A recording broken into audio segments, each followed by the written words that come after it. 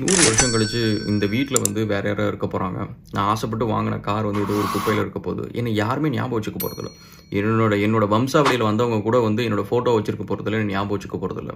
அப்புறம் எதுக்கு இவ்வளோ வேலை செய்யணும்? எதுக்கு இவ்வளோ கஷ்டப்படணும்? எதுக்கு இவ்வளோ ஆம்பிஷன்? அப்படின்னு சொல்லிட்டு சென்டிமென்ட்டலா ஒரு வீடியோ இருந்துச்சு. அத எனக்கு ஒருத்தர் ஷேர் பண்ணிட்டு இதே மாரி லெக்சர் அடிச்சாரு. அவர்ட்ட நான் திரும்ப கேட்ட கேள்வி வந்து, இதே வீடியோ வந்து எலான் மஸ்க், பில் கேட்ஸ் எல்லாரும் பார்த்துருப்பாங்க. அவங்க யாராவது வந்து அவங்களோட சொத்து எல்லாத்தையும் சேரிட்டிக்கு எழுதி குடுத்துட்டு, இந்த வீடியோவ பார்த்து நான் திருந்திட்டேன். நாளைலருந்து நான் ஏழையா இருக்கிறேன் அப்படின்னு முடிவெடுத்தாங்களா? உங்களோட கேள்வி என்ன அப்படின்னா வந்து, எலான் மஸ்க்கும், பில் கேட்ஸும் இந்த வீடியோவ பார்த்துட்டு ஒரு ஆக்ஷனும் எடுக்கல.